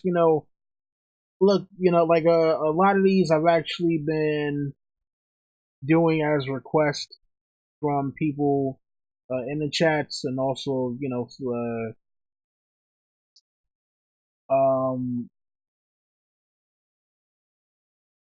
yeah, people who've been asking me, and then other stuff that I've come up with on my own. The first few were ones that I came up with on my own. But yeah, I do plan on getting the Arya and Sansa definitely. You know, um, so if you're not subscribed, please do so. I will get around to them. You know, let's see here. So I'm trying to get to the actual questions. I see you guys are you know talking in the chats, which is good. I love to see the interaction. I love to see the interaction with people. All right, so for Marilyn Bentley, who else on YouTube do you like? I know you collaborated with Mark from Enchantment and Eternity and Acting Tonko. You mentioned Preston. Any others? If you're cool sharing, just curious. Yeah, of course, of course. So, there are people who, and this is the thing, man. Like for those of you who are newer subscribers, um, check through my check through the catalog. I know a lot of times, you might subscribe, you'll see the newer videos, and you don't necessarily go back and check some of the older videos. I had a series that I did a while ago called Epic Battles of Ice and Fire, which it's the funniest thing. Like I found out later that the Bat Productions had already a series kind of like that, where it was like Game of Thrones Death Match. I think it was called Game of Thrones Death Match, where it's like two characters from the books who hadn't actually fought and put them together. And originally, and I don't remember exactly who it was. I'm pretty sure if I go back to the first video, it'll say like who suggested me doing this. But the first couple of videos I had done on my own, and I was like, it's me, traveling to different parts of Planetos and all that stuff, and having people fight on different terrains, and oh yeah, that's cool and all, but it'd be better if I did collaboration. So I mean, like I did some with everyone that I possibly could. So I got Quinn from Ideas of Ice and Fire, who's a great friend to channel. I collab with him, especially. Uh, I do a lot of collaborations with Quinn on the Hype Watch channel. I did one with Aziz from History of Westeros. I've done one of those also with James Johnson from James of Thrones and Small Council. Um, my people from the Hypes Watch. We did a 5-way battle one day where it was the battle royale. It was the War of Five Kings, actually. Um, let's see who else, who else. There's the video I did with Elio and Linda where I interviewed them and asked them about writing with George for the World of Ice and Fire. Uh, Civilization X, we did Robert Baratheon versus Oris Baratheon, and Civilization X actually did the character, like the drawings for that video. Let's see what else. I mean, it's been a while since I've done those, so you'll have to forgive me if I don't remember everyone that I collaborated with. Uh, I'm trying to think who else. The Dragon Demands. Now, the Dragon Demands is a guy who I got introduced to very recently. He makes a very long-winded, kind of ranty videos, especially about things that Dan and Dave have screwed up on. So I'm trying to get in touch with him to work with him on something. There's another guy who recently that I got subscribed to, and you know what? I'm gonna see if I can find this person's uh YouTube. I'm subscribed to a lot of people, like a hell of a lot of people. So let's see if I can go through. Of course, my girl Alicia Kingston, AK. Let's see here. So these are all channels you might want to check out. Oh, Shift X, who hasn't put out any videos in a little while, but uh, definitely good videos. Bar the Portal from Bar 2. I mean, she had great videos when she was doing them. I don't think she does videos anymore like that.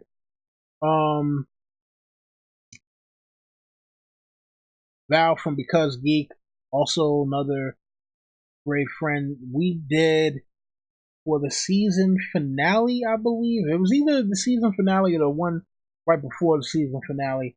The first ever that I know of, or at least for Game of Thrones, first ever simulcast where it was, you know, the Hype Watch channel and Because Geeks channel, same video, same time on both channels. So if you go to look, yeah, I forget. Like I said, I forget if it was episode 6 or episode 7, but that's what happened with that one. Also, Black Goat of Cohort. This is a newer one who's been doing a lot of different stuff on Dan and Dave, especially, that are absolutely hilarious. Absolutely hilarious. Let's see here. Bridge 4. If you guys are, up on him, great, great work. Lucifer Means Lightbringer, LML. You know, let's see here. Gray Area. Gray is also a great friend of the channel. Charlie in Westeros. I did one with him. Epic Battle. I forget exactly which one. Like I said, it was a while ago, and I actually want to bring those back. I actually do want to bring those back because I like doing collabs with people. I'm realizing I am subscribed to a hell of. Oh, hey, Septa, Shayna, Sapphires. Speaking of people that I do like, so check out Septa, Shayna's Sapphire. And it's funny though, Septa, Shayna. I'm not sure why Septa, Shayna, even though Septa, Shayna, Sapphires is a guy. So, oh, King McKay. King McKay, very gracious. He did one of the epic battles with me as well. He gave me a crazy shout out last year. When he did his like, I guess, a year wrap up or whatever for like channels that he wanted to shout out. He threw me in there. So, much respect to him. Rawrist, the Red Witch herself. I've been on Roris's channel a few times. Roris actually came on the last channel reread that we did on the Hype Watch channel. Let's see here. Man, oh man. And I'm just hitting you up with like the Game of Thrones people that I'm subscribed to.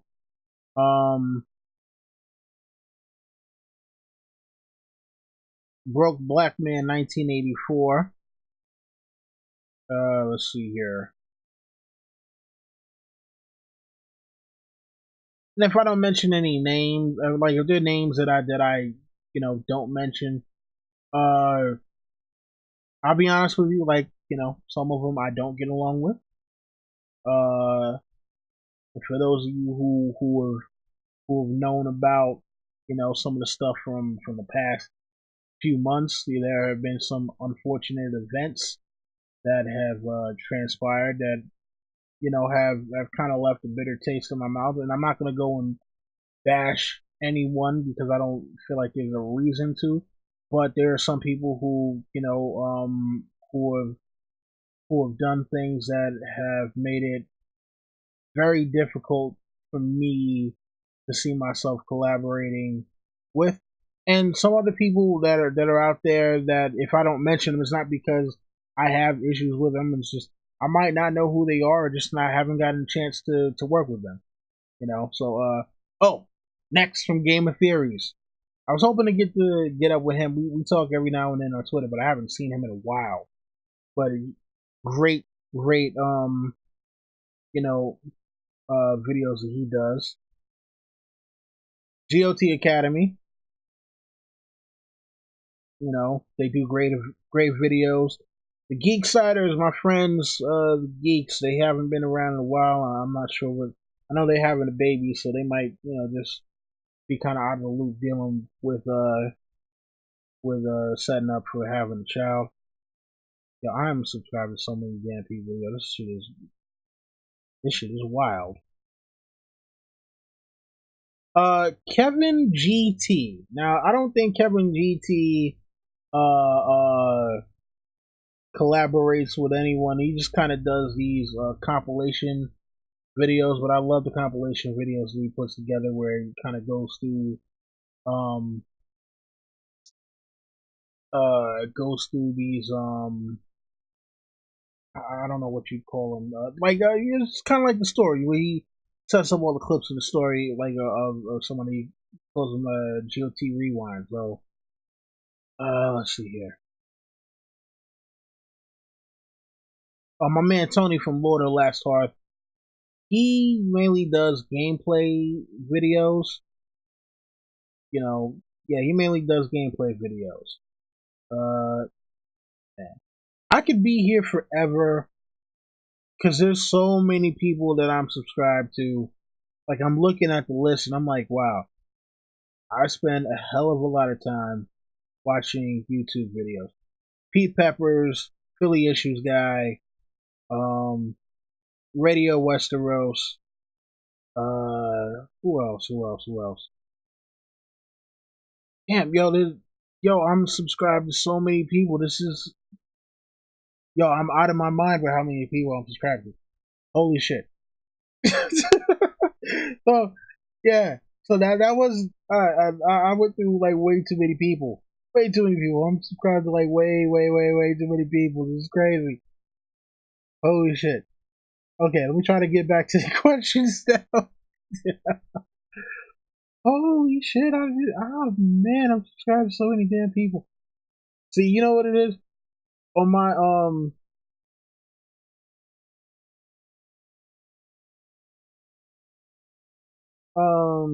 yeah, I mean like wow, this is crazy. All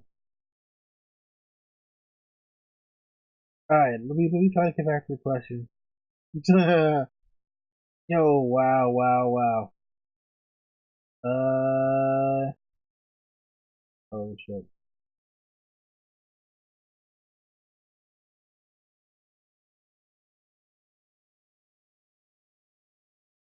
Let's see here. Oh, Angel Reed. Who do you think is worse, Ramsay or Joffrey?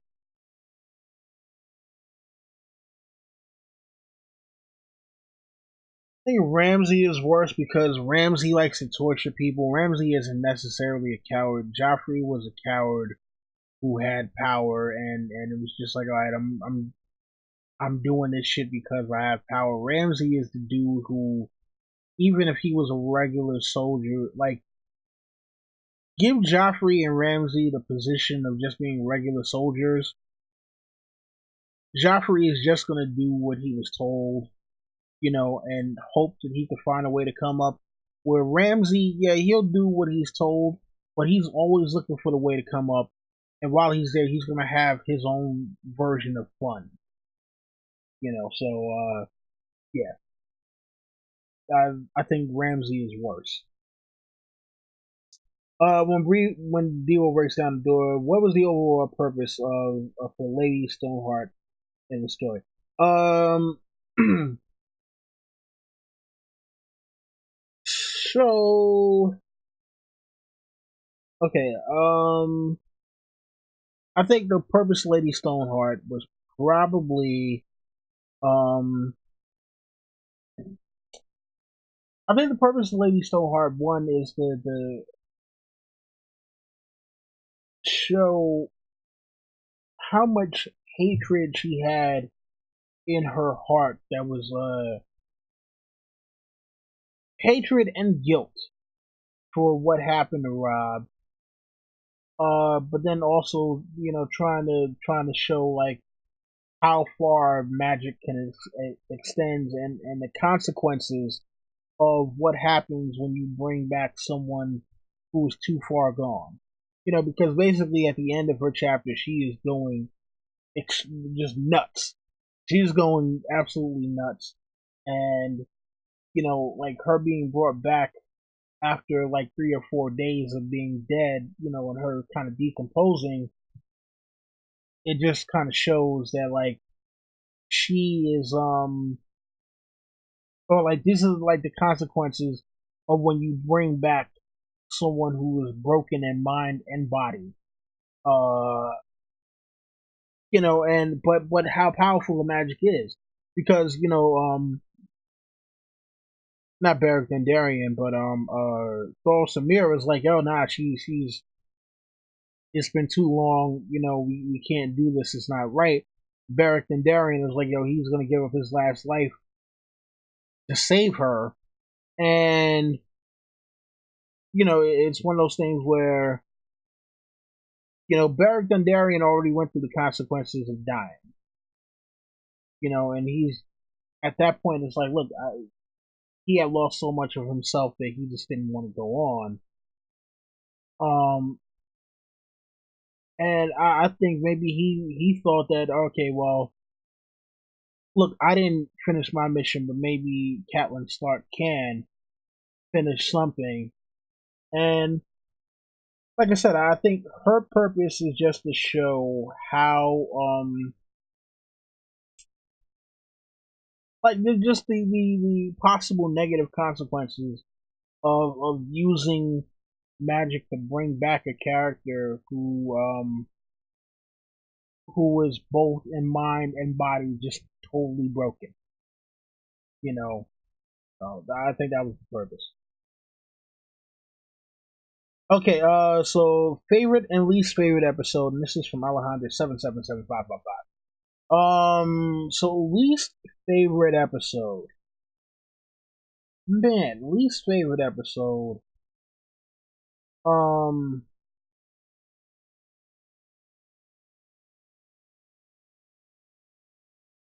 man, I'll be honest with you. Least favorite episode, probably one of the ones from season 7. Um,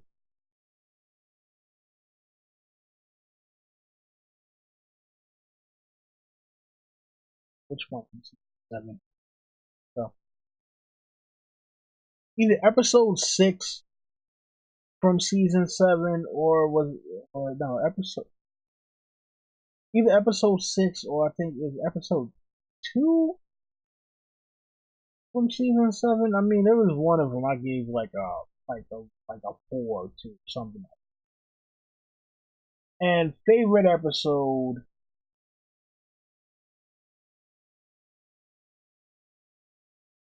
probably Battle of the Blackwater. Battle of the Blackwater was probably one of the most perfect episodes of Game of Thrones, because even though it only took place in like one location, I think the writing on there was so cohesive, and you know ended so many things, but set up so many other things, and just the way that it played out was so marvelous. Yeah, the Battle of Blackwater, or I mean, another strong contender could be Hard Home, but Hard Home, it was really like the last like 20 minutes that really made Hard Home the thing, you know. But yeah, if we're gonna talk about overall, I gotta go with the Battle of Blackwater. Battle of Blackwater Okay, let's see here from Ricky Hunt. Let's see here. Oops, hold on. What the hell did I just leave off? Okay, let's see. Will it ever come out that Aegon is a Blackfire? How will it be revealed if so? Or will it only be known to us readers, but not the people of Westeros? I think it will come out that Aegon is a Blackfire to the people of Westeros. Um, and let's see here, and I think that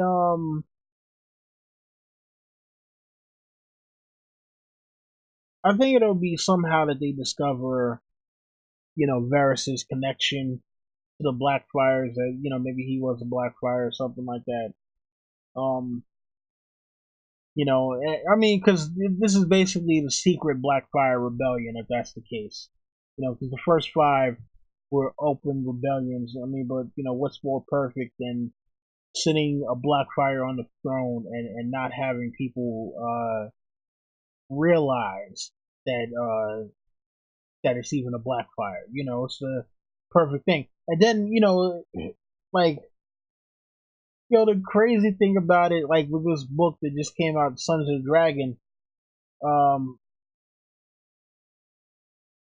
like the Targaryens might all be like from descended from bastards anyway, which is the crazy shit. When I do my video on Sons of the Dragon, because I definitely want to talk about that book. That book is awesome. But when I do my video on Sons of the Dragon, I'm gonna get more into that one. All right, from Leslie Powell, what are the chances of the Children of the Forest returning season 8 and there being a final showdown with the Night King at the God's Eye? Unfortunately,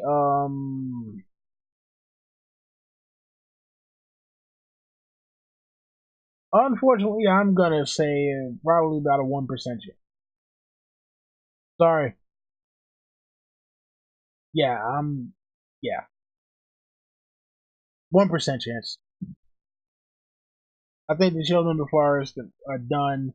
And the God's Eye hasn't been mentioned enough. Uh, yeah, it hasn't been mentioned enough for it to be anything significant for the show. But I could totally be wrong.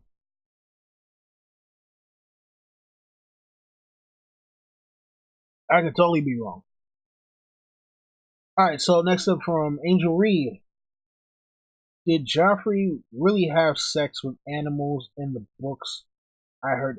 I don't know who told you that, but if there was something about Joffrey having sex with animals, it was off page. Like it's nothing that we see on page, and I honestly don't ever remember anything about that. Like, no, I know Joffrey killed a cat when he was like 3. Because someone like one of the kitchen staff told him that like cat had kittens in his belly, so he cut the cat open, and Robert smacked the kid, almost fucking killed him.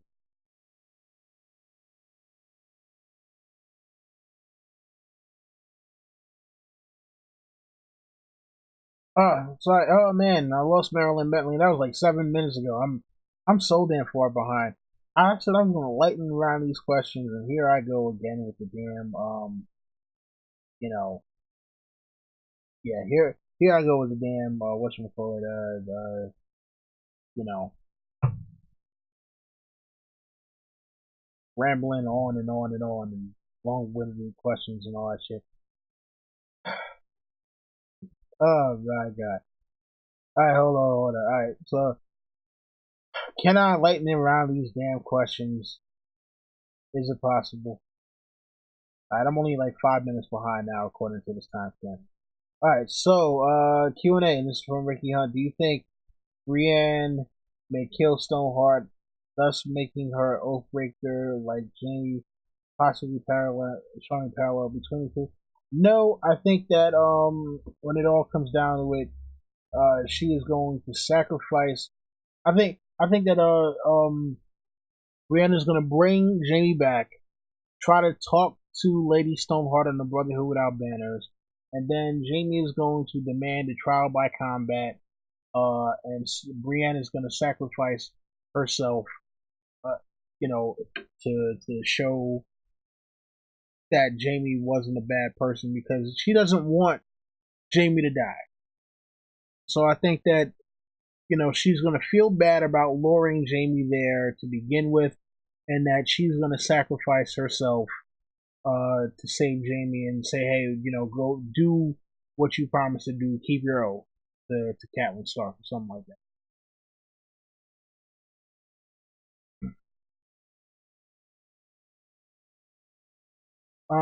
Okay, another one for Ricky Hunt. Will we ever see the Brotherhood without banners that broke away from Stoneheart?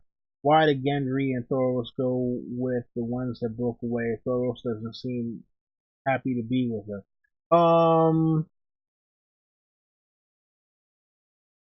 Why didn't Gendry and Thoros? I don't. You know what?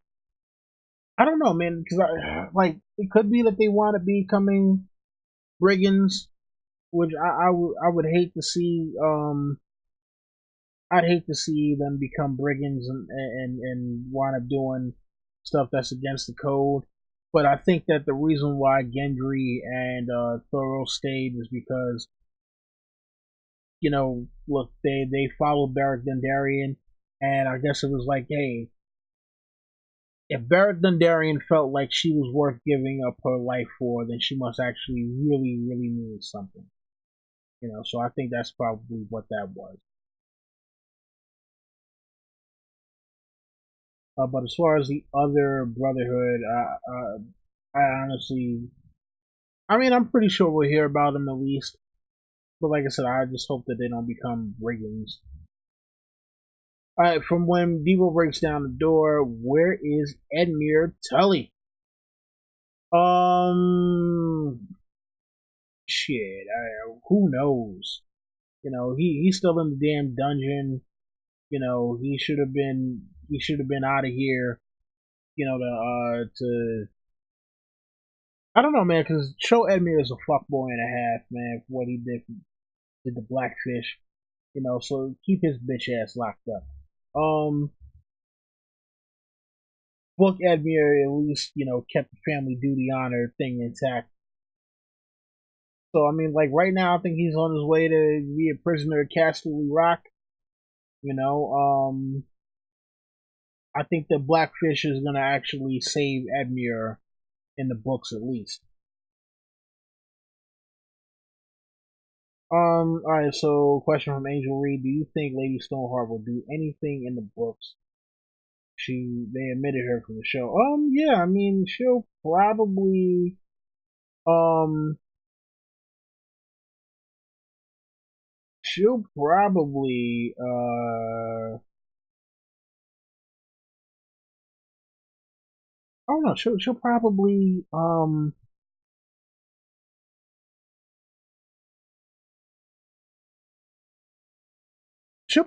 give up her life for somebody. You know, I've heard people say that she'll give up her life for Jon Snow, but nah, she's gonna wind up giving up her life for somebody. Who the somebody is, I'm not exactly sure.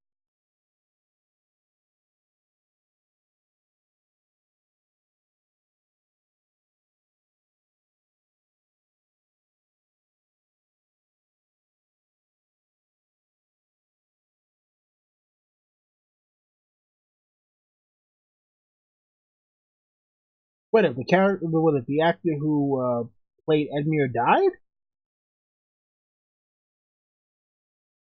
I mean, unless I'm reading that right. I mean, wrong.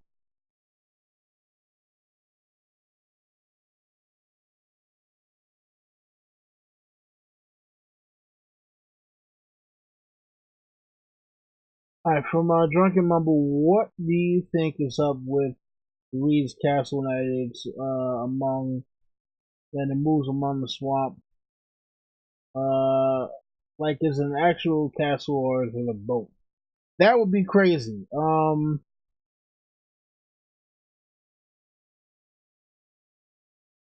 That would be crazy if it's actually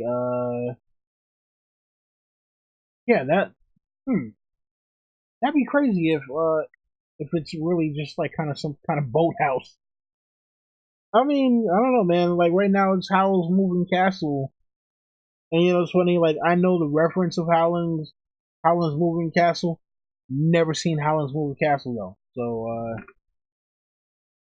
I don't know how that one works. I think that one actually has like legs and walks.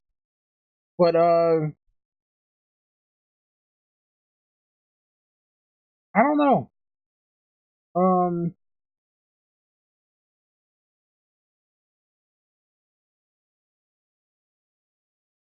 I honestly don't know. I honestly don't know how because like I've never heard of like a real moving castle before. I mean, but remember, Reeds are supposed to be, Kranich men are supposed to have their own kind of deal. Yes, they're Northerners, but they're still a little different from other houses in the North. So it's speculated that they might be part children of the forest and all that. So, I mean, maybe they're. I don't know, man. That's one of those things. I don't think we'll ever get like a proper answer to that. That's just probably it's magic. So that's what it does. It moves because it's magic. That's the answer you get for that. So sorry. Let's see here. But that would be crazy if it was like a giant barge or something like that. Because I have seen like ancient, like in real life, with giant barges or whatever. Like go like look up like ancient Egyptian and Greek like in like imperial sailing barges and all that. It's crazy.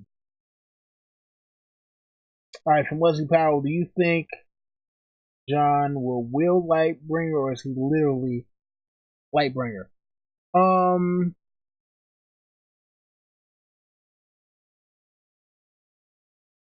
hmm. Nah, I don't think he is literally Lightbringer. But it's funny. I think was it Tony Teflon? I think Tony Teflon. Um, um,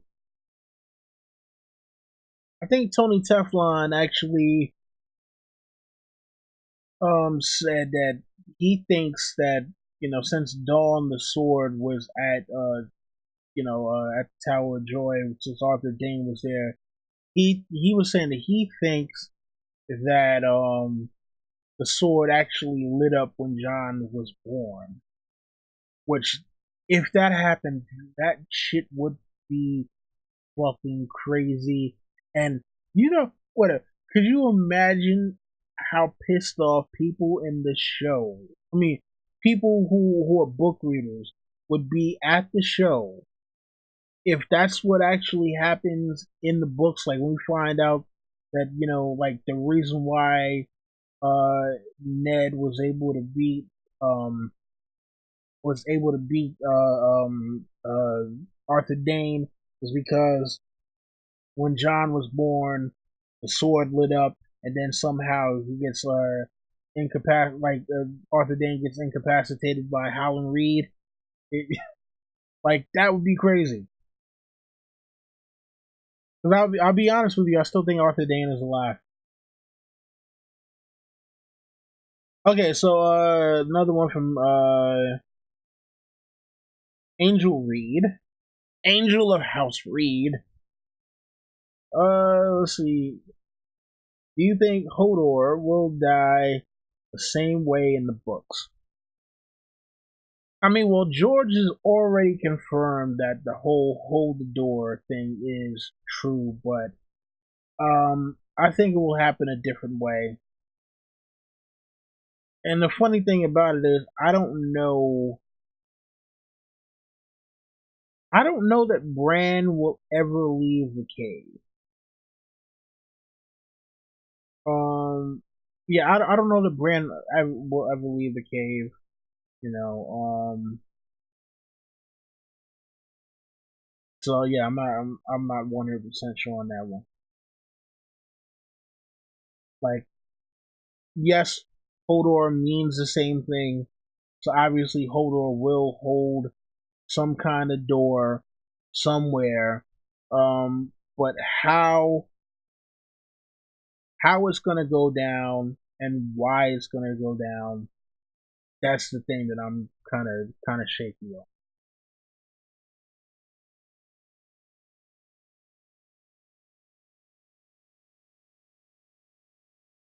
Here. How long have I been on? Shit, it's been 2 hours and 15 minutes. But I am going to wrap this up because I actually, look, I gotta be up early in the morning as always.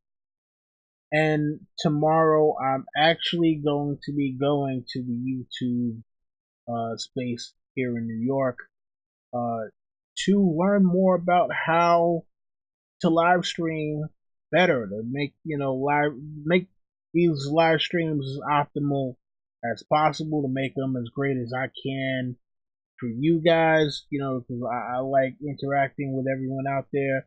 I love doing this whole thing every week, and I want to make sure that I can uh, not only maintain the same level of quality, but also make it even better if I possibly can. So if there's anything I can do to further that, I will definitely do it. And so this whole thing tomorrow at YouTube Space in New York is what I will be doing for that. Oh, shout out to Icy Spots. I think Icy has probably been in the chat this whole time, and I did not get a chance to shout you out. My bad for that one. Listen, and hey, watch it, that burn. Watch it. You don't talk bad about the city, yeah. And go Yankees.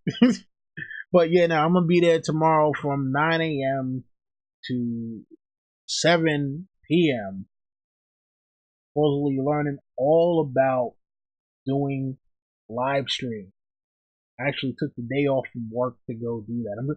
Took the day off of work to go and learn how to make better videos and live streams for you guys. All right, so hopefully I learn something spectacular, and I'm able to bring it back to you guys and make these things even better. All right, so thank you to everybody out there. That thumbs down is good. This one is thumbs down. Wait, this one is thumbs down good. I didn't. Okay, that's that's something different. Oh, unless you're talking about the whole Jerry thing, yeah, Is that guy's name Jerry or is it George? I don't know because he looks like George R. R. Martin. I think the guy's name might be Jerry, but it is what it is. So if that's what it is, all right, cool, cool, cool. Yankees for life. You know what it is. Yeah. Shout out to video game Vision Quest. Yeah. Sorry, man. I'm about to wrap this up. About to wrap this up. But yeah, I will be back next week. Uh, Gary. Okay, his name is Gary, not Jerry. Wow.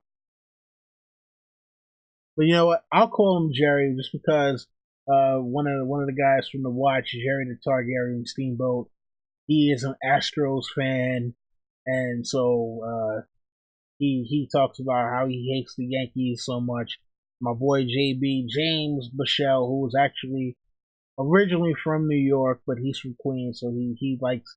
No, he doesn't even like the Mets. He lives in Detroit now, so I think he roots for the hell is Detroit's the Tigers. I think he goes for the Tigers. It is what it is. But oh man, yeah. So it look, God, look. Like I said, I do very much thank you guys for joining me. As always, this is great to do. Hopefully, I learned some great things from YouTube tomorrow, and I will be able to bring it back to you guys and make these things even better. Um, Yeah, and don't forget Saturday, 4 p.m. Eastern. We got another. It's the monthly Hypes Watch epic reread. This one is A Feast for Crows, Jamie number 7, and we are having a special guest, as we have, for the past few months. And this one is going to be Aziz from the History of Westeros, great friend to the channel. So 4 p.m.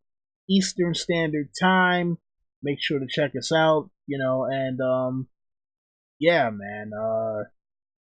Look, as always, thanks to everyone who watched me live. Thanks to everybody, all 5 of you who will watch this later on.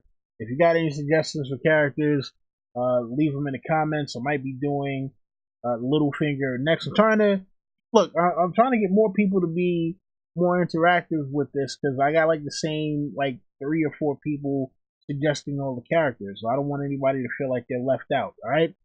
So, yeah, you guys already know the deal, and it's already down there. Rate, comment, subscribe, share, tell your friends to come back for more. That has been my time. This is Don Willie saying, Vala Doharis.